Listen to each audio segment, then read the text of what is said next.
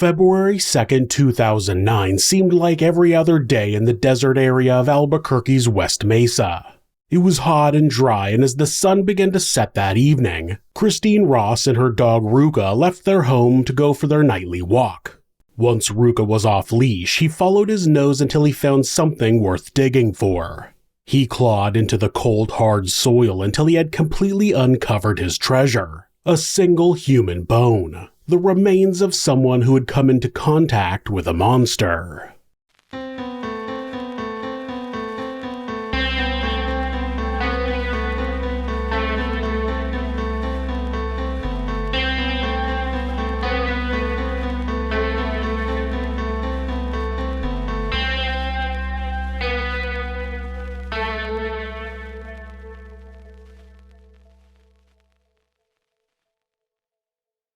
West Mesa is located on the outskirts of Albuquerque, New Mexico, in the southwestern region of the United States. It's bordered by Colorado to the north, Oklahoma and Texas to the east, Arizona to the west, and the country of Mexico to the south. The landscape is rugged and dotted with shrubs and wide open spaces stretching under an expansive blue sky. Once upon a time, the plateau was a sacred site for Native Americans and home to wild coyotes and huge eagles. But sadly, over the years, the city began to encroach on the desert, and by the early 2000s, the area had been leveled for housing developments.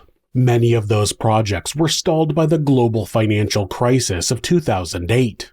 That left the area with random sections of sand and dirt surrounded by beautiful tree-lined streets and modern homes. On that February evening in 2009, Christine and Ruka walked along a dry creek bed which crossed through one of the abandoned housing developments off of Dennis Chavez Boulevard and 118th Street. When Ruka first unearthed the bone, Christine didn't think too much of it. This was the desert, and it wasn't uncommon for him to dig up the sandy remains of various animals during their walks. But something about the shape of this particular bone didn't sit right with her. It didn't look like the typical remains of a wild beast, and so Christine snapped a picture on her phone and sent it to her sister, who was a registered nurse. A short time later, Christine received a reply to say that the bone looked like a human femur. She immediately contacted the Albuquerque Police Department, who agreed with the assessment. The bone was indeed human. Investigators descended on the area and cordoned off the small section where the bone had been found. But as they unearthed the remainder of the skeleton, they made a horrific discovery. There was a second body right alongside the first, almost like the two were in each other's arms. With the discovery of a second body, the crime scene spread out wider and wider. Sure enough, they found a third body, and then a fourth. Over the following 3 months, officials worked day and night to comb through the 92-acre section of land in West Mesa. They used a combination of heavy construction equipment and tiny sieves to dig 18 feet or 5.5 meters down into the earth. Ultimately, they ended up moving over 40,000 cubic yards of dirt.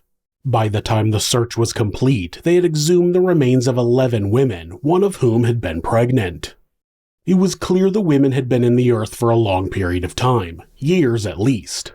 All that was left of them was bones, and once the media caught wind of the discovery, they began to refer to the person who had left them there as the West Mesa Bone Collector. It took 2 years for medical examiners to definitively identify the decomposed remains of the victims using DNA and dental records. 15 years later, the names of the victims are known, but the name of the killer or killers remains a mystery. This is what we know about the victims. Jamie Katerina Barella was the youngest victim at just 15 years old.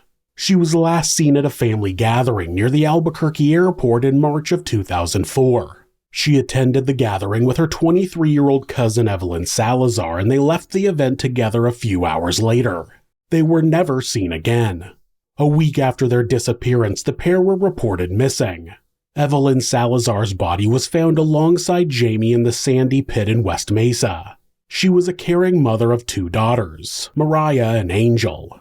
She had a history of drug use and sex work, but had made positive changes in her life prior to her disappearance and murder. Solania Edwards was 16 when she went missing in 2004. Her life was riddled with tragedy long before she was found buried in the Albuquerque desert. She was originally from Lawton in Oklahoma, where she lived in a group home for victims of abuse and neglect. She had been living in the facility since she was 5 years old when her mother was sent to prison for murder. Her father and brother were also frequently incarcerated throughout her childhood, and she had never known safety or stability in her short life. At some point in 2003, she ran away from the group home and was rumored to have visited Texas to connect with her mother. Apparently, the reunion didn't go well, and Solania made her way to Aurora, Colorado a few months later. In May of 2004, she was seen with a group of sex workers, and in July of that year, she was arrested for solicitation. She went by the street names of Mimi and Chocolate. After her arrest, she was released back onto the street, but she was never seen again. Dental records were used to identify her remains. 22-year-old Gina Michelle Valdez was 4 months pregnant when she died. She was last seen in September of 2004, but it took 5 months for her father to officially report her missing. She was the loving mother of 2 children, Angelica and Jeremiah. Gina was also known to be involved in sex work. Monica Candelaria was 22 years old and the mother of a young son. She was last seen on May 15, 2003, and reported missing 2 weeks later. Her family tried desperately to find her and dismissed any reports of her just being another runaway. They were well aware of her struggles and what they called her high-risk lifestyle. She was once convicted of solicitation and had connections to local gangs in Albuquerque. She also had a known history of substance abuse. Virginia Cloven was 2 months younger than Monica. She was a lifetime resident of Albuquerque, where she was known as a positive and intelligent woman, but her life took a turn for the worse when her beloved brother was murdered. Virginia struggled to cope with the loss, and she ended up running away from home as a young teen. By the age of 17, she was addicted to drugs, which she paid for by selling her body on the street. She was estranged from her family and friends, though she did call her father on April 13, 2004 to tell him she was getting married to a man who had just been released from prison. That is the last known contact Virginia had with anyone. It took 6 months for her to be reported missing. Julianne Cindy Nieto was 24 years old when she was last seen in July of 2004. She too was a troubled young mother of 1 son, Dominic, who she often left with her mother. The last time Julie had any contact with her family was when she visited her grandfather on July 15th. She was reported missing not long after that visit. Valerie became severely depressed after Julie went missing, and she overdosed 2 years after her sister disappeared. That left her family grieving the loss of 2 young lives taken too soon. Victoria Ann Grace Chavez was last seen on June 5, 2003. Like so many of the other victims, her disappearance wasn't reported immediately. In fact, it took a year for her mother to report her missing, and by then she was likely already dead. By the age of 26, she had been convicted of solicitation 5 times, and her missing persons report noted she was also a known drug user. Victoria was the first victim to be identified after her remains were exhumed from the mass grave in Albuquerque. Veronica Romero was the mother of 5 children: Divinity Jane, Nicholas, Journey, Savannah, and Joshua. She was reported missing on Valentine's Day of 2004 after not being seen for 2 weeks. She was 27 years old when she was seen getting into a white pickup truck in downtown Albuquerque. In the wake of her disappearance, her family and friends tried desperately to find her. They set up community searches and distributed posters with her face across the city. Her family later reported that law enforcement did very little to investigate her disappearance. Doreen Marquez was a loving and devoted mother of 2 children, Destiny and Mercedes. Life was going pretty well for Doreen. She was a cheerful person who was devoted to her family and her faith. She had struggled with bouts of depression over the years, but her kids had provided the much-needed anchor in her life. But things went bad in the year before her disappearance after her partner was sent to prison. Her mental health rapidly declined and she turned to drugs. She began to disappear for days at a time, and then weeks, and then months. She was last seen on October 10, 2003 when she dropped her children at their Christian school. It took a year for her family to report her missing. They later stated that due to her recent bout of disappearances, they assumed she had taken off again and would reappear when she was ready to come home. She never returned. The oldest of the victims found in West Mesa was Cinnamon Elks. She was 32 years old when she was last seen in August of 2004. Her mother recalled that she was a perfect child, but something went wrong in her early years when she fell in with the wrong crowd. Cinnamon had 2 children of her own, but after getting involved in sex work and developing a drug habit, she gave up custody of the children to her mother, Diana. She had been arrested 19 times for solicitation and 12 times for drug possession. She was known to associate with at least 2 of the victims she was found buried alongside. Diana reported her daughter missing a month after she didn't call on her birthday. It was a date Cinnamon would never have missed, no matter what was going on in her life. Like so many other families, officers told Diana that Cinnamon had probably just done a disappearing act and wasn't missing at all. They refused to file an official report until 4 months had passed with no contact. There are many commonalities between the victims. They were all female and ranged in age from 15 to 32. All but one of them were Hispanic and born and raised in New Mexico. 15-year-old Sylvania Edwards was the only black victim as well as the only woman from out of state. Most of the victims were also mothers. Another link between the victims was the timeline of their disappearances. They all went missing between 2001 and 2005. When that was pointed out by investigators, they reviewed satellite images from the area where the burial site was discovered. Several images taken between 2003 and 2005 showed tire tracks leading directly to the area where the bodies were later discovered. The satellite photos also showed small patches of disturbed earth, which increased in number with each new image. When authorities began digging, they focused on those areas and found that each one led to another grave. Because of the size of the area, the APD also carried out aerial searches to identify any further potential burial sites. They spent weeks flying over the city searching for disturbed dirt. Each location was meticulously examined, but no further sites were located. The chief of police commented, quote, "We basically went and investigated hundreds of other spots. We found all kinds of stuff from animals that had been buried out in the mesa to pieces of debris." Besides the timeline linking the women, another common factor was their links to the sex industry. All but one of them was known to have been involved in sex work at some point in their lives, and some were current or ex-drug addicts. Those factors would become critical in the way the investigation was handled over the coming years. One of the major problems from the outset of the investigation was the lack of forensic evidence in the case. Sure, there were 11 bodies to examine, but the bones were too decomposed to determine exactly how the victims had been killed.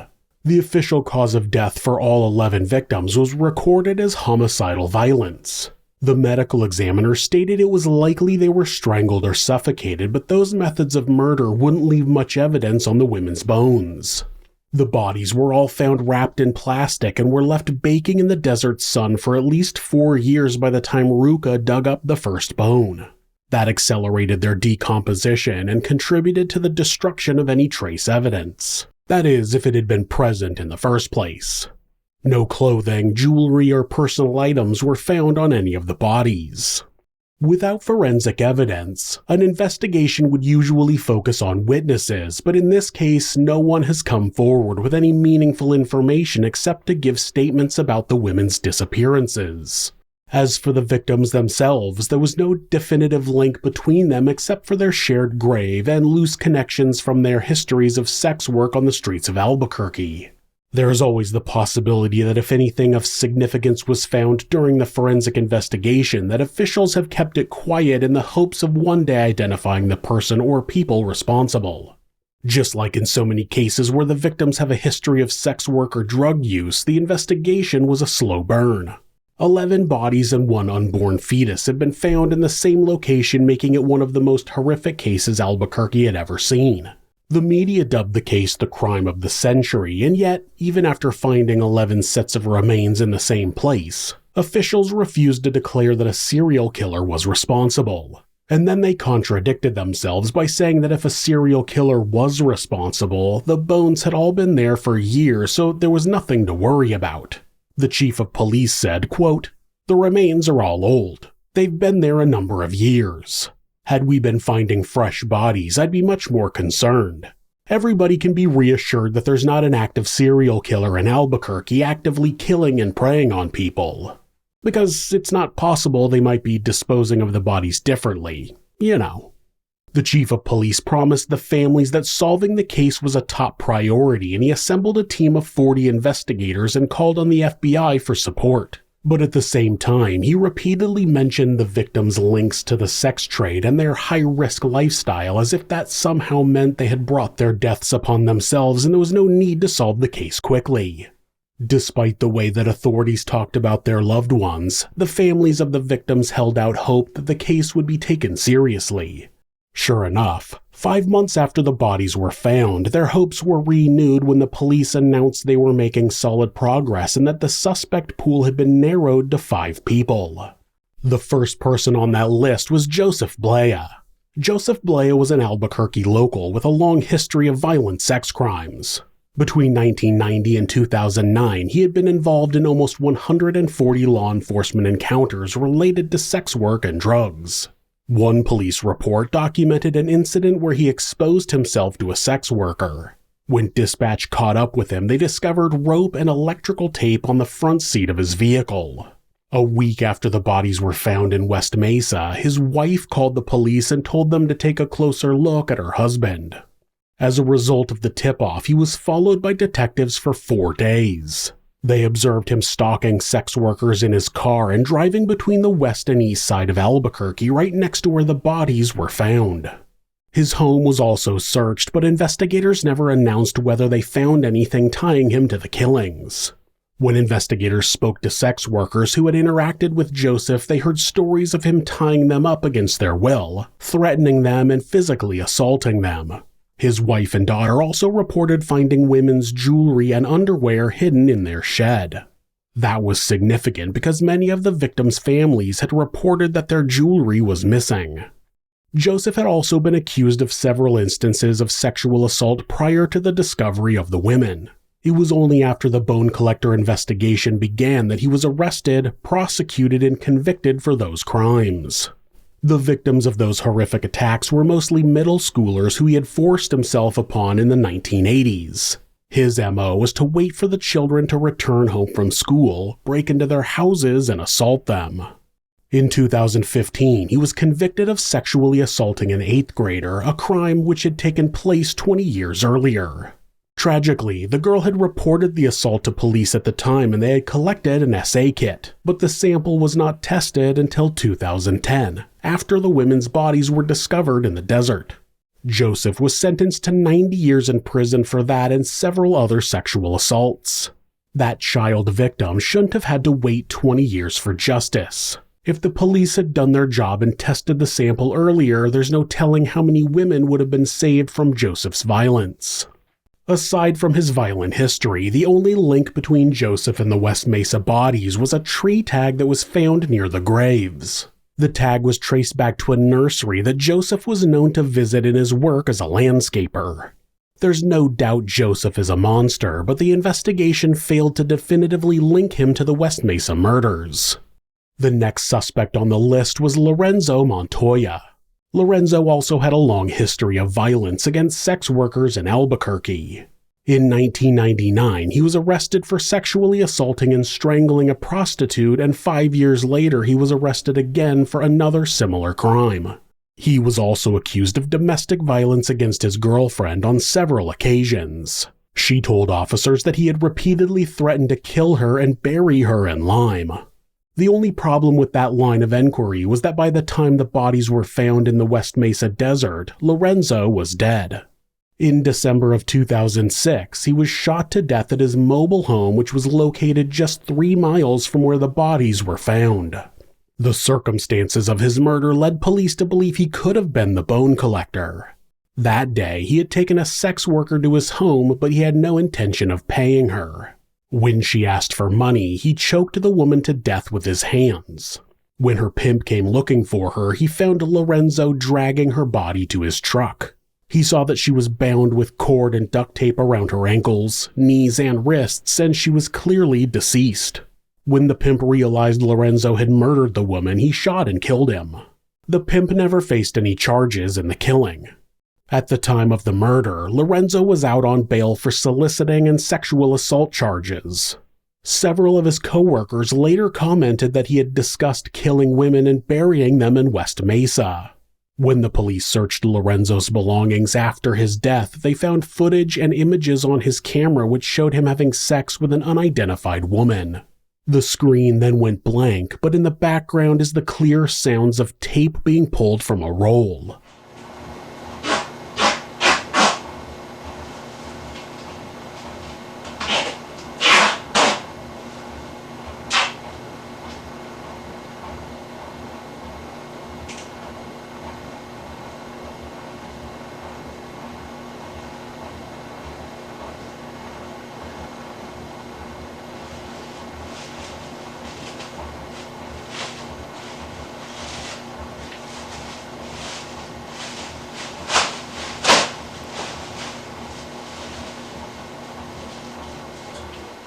It's widely believed that it's footage of Lorenzo preparing to get rid of a body. Lorenzo appears to be the strongest candidate for the title of the West Mesa bone collector. Several people close to the investigation claim that the murder stopped after Lorenzo's death. And yet, investigators have never been able to definitively link him to the murders. It's possible that the reason the burial site stopped being used was because of the housing developments which were closing in on the location. Satellite images show how over the years, land around the burial site was intensively developed. Just 1 year prior to the bones being discovered, neighbors had complained of flooding in the area. The developer then built a retaining wall which was intended to direct storm water to a retention pond which was located right on top of the burial site. Once the wall was in place, the flowing water washed away the top layer of dirt, which left that single femur bone close enough to the surface for Ruka to dig it up in 2009. Officials commented that there was no way of knowing if the serial killer continued to operate and was just using a different place to dump the victims. Authorities said, quote, "There's a possibility the killer has come and gone. Serial killers move, that's why they don't get caught. If he didn't get caught, I'm sure there are more victims somewhere. He could possibly be on the loose in New Mexico or another state. The West Mesa site is only a dumping ground. The murders were committed elsewhere. It is possible that the murders are ongoing, but that a different dump site is being used." Another theory that was put forward is that the killings were the work of multiple serial killers who were operating in the Albuquerque area at the same time. That theory is the least likely considering the similarities in the way the victims' bodies were prepared before being dumped. Despite the chief of police stating there were 5 people on the list of suspects in the case, the other 3 names have never been revealed. However, over the years, there have been several other people associated with the murders. 18 months after the bodies were found, the Albuquerque police released photos of 7 women they believed could be linked to the murders and asked the public for help in identifying who they were. Most of the photos appeared to show women in an unconscious state. At the time the photos were released, not all of the victims had been identified, so naturally everyone assumed they were the faces of the unnamed victims. Except they quickly discovered that 2 of the women in the photographs were still alive and a 3rd woman had died years earlier of natural causes. Officials never stated where the images had come from, but rumors swirled about a photographer who was known to frequent the area near the burial site. That's how Ron Irwin came to be linked to the murders. He was a photographer from Joplin, Missouri, but he traveled often to the New Mexico State Fair, which was held a few miles from where the bodies were uncovered.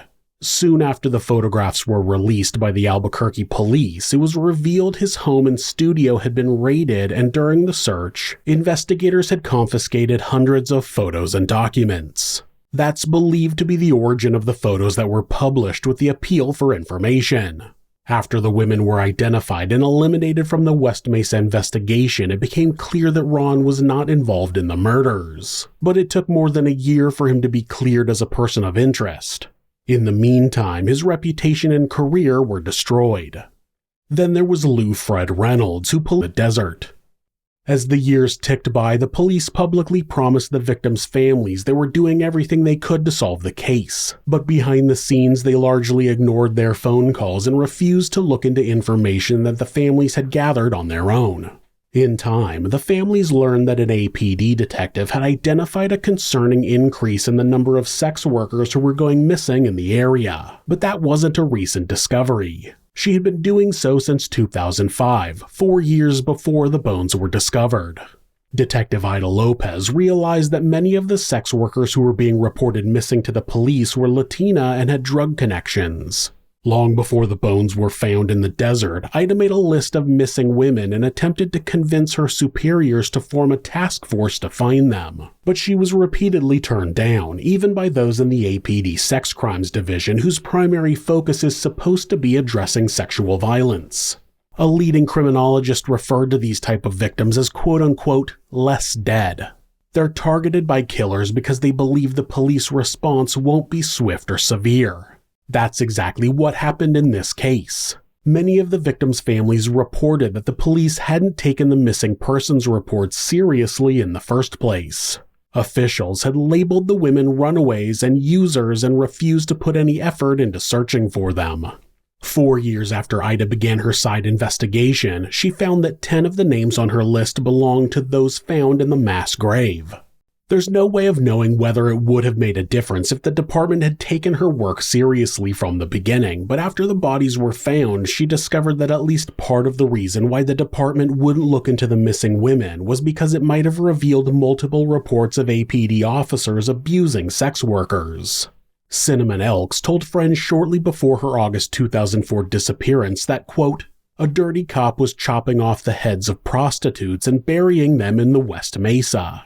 It's important to note that it has never been officially reported that any of the victims were decapitated, but it is strange that she named a very specific area where she would later be buried. The depth of any potential corruption in the APD hasn't been publicly stated, but in 2014 the city announced that the Department of Justice would be monitoring the Albuquerque Police Department. That came after a civil investigation found a pattern of excessive use of force, including deadly force between 2009 and 2012. Those incidents resulted in 20 civilian fatalities, many of which were ruled unconstitutional. One incident involved APD officers shooting a mentally ill man, which was caught on tape. The case made national news, but second-degree murder charges against the officers were dismissed. In 2013, a sex worker filed a lawsuit accusing an officer of forcing himself upon her in his cruiser. A second woman came forward to allege a similar assault by the same officer. In 2007, an APD officer was charged with sexually assaulting a woman he was transporting to the hospital. In 2005, a detective was charged with kidnapping and sexually assaulting a 14-year-old girl. In 2004, a sergeant was charged with sexual assault of a 12-year-old girl. Convictions against the officers involved only occurred in 2 of those cases. Those are simply a few of the dozens of allegations included in the civil investigation, and they provide some explanation as to why the police didn't want to look into missing sex workers in the years before the bodies were found.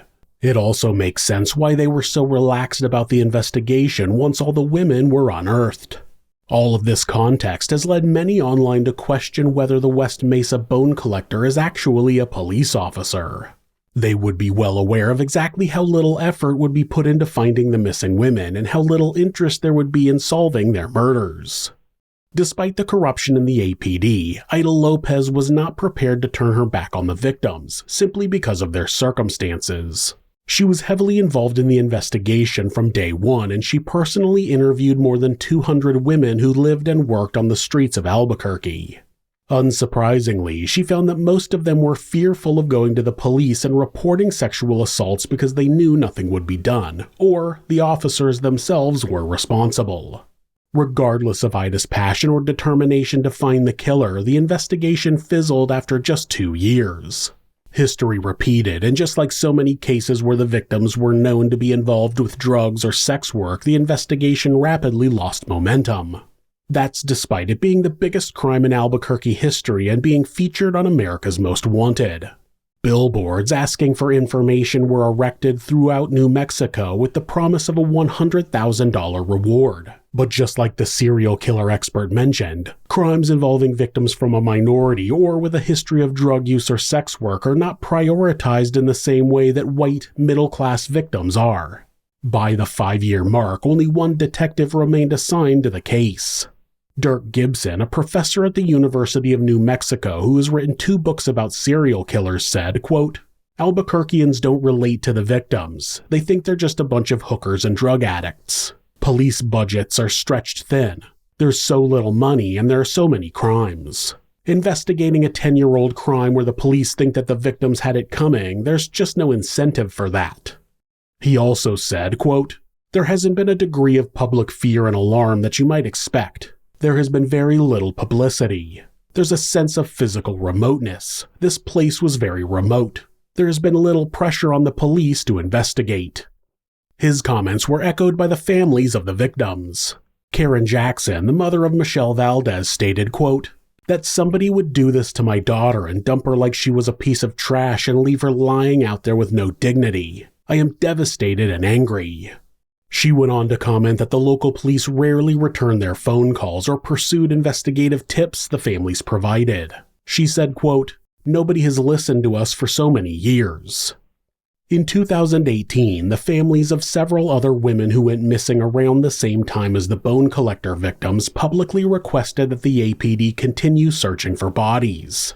They believed their loved ones might still be buried under the sand and soil in the West Mesa desert.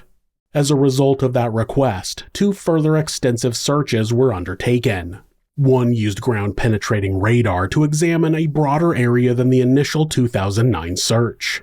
The other search was conducted near the original dig site where a set of human remains was unearthed. Forensic anthropologists determined that those bones were ancient and not related to the serial killings. Another extensive search was completed in 2021 based on a tip that came into the task force. Officials have stated that they believe that if there are further victims, their remains are likely to be buried underneath the housing developments in the area. Once the global financial crisis was over, construction restarted and the landscape was unrecognizable from the satellite images taken at the time the bodies were found. As of 2021, retired Homicide Sergeant Liz Thompson is responsible for the West Mesa case, which is officially known as the 118th Street investigation. She stated that the police department has received and investigated more than 1,200 tips from the public. She declined to share how many suspects remain on the official list. No profile of the murderer has ever been revealed, possibly to avoid the killer changing their MO, but Liz did reveal some key characteristics. She said, quote, "This person may have been charming or friendly in order to build trust or a relationship of some kind with the women first. This person is a predator. He sought out vulnerable women. We believe the burying of the women's bodies is key. The person responsible had the means and the know-how to not only navigate a then remote and barely accessible area of the West Mesa, but to also methodically dig and then bury the women without clues such as clothing, personal items, or evidence of the method of killing such as bullets, bullet casings, or remarkable blunt force trauma." She also stated that the pattern of the killer may have changed over time. Authorities believe the killer is a disorganized sociopath with a growing bloodlust who gradually became more careful and pattern-oriented. In June of 2020, a community park was opened at the site where the bodies were found. The mayor declared, quote, "This is not only to remember and celebrate those women who were murdered, but also for the daughters, sisters, mothers, cousins, friends, and neighbors who also must remember." The name of each woman is etched into the oval-shaped path around the park, and across from each name is a bench and a tree selected by the families.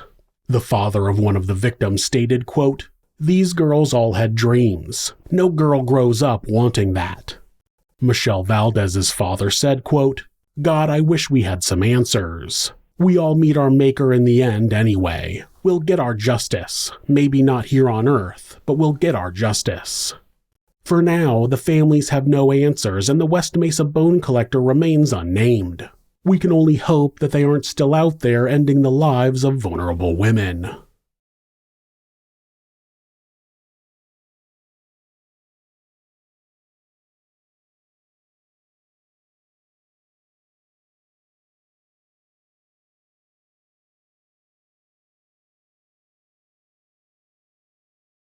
If you're a fan of true crime, hit subscribe and turn on notifications so you don't miss an episode. You can also hit like or leave us a comment. You can check out our other show, Somewhere Sinister, on YouTube or anywhere that you listen to podcasts. If you'd like to support the show, check out our merchandise at thisismonsters.com. The link is in the description. Thanks again, and be safe.